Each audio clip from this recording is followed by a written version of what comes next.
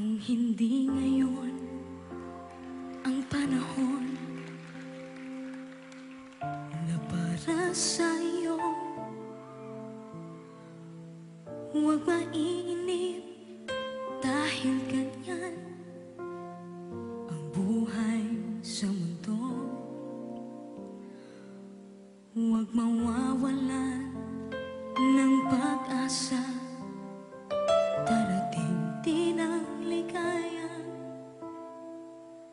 Ang isipin mo'y may bukas pa na mayroong saya.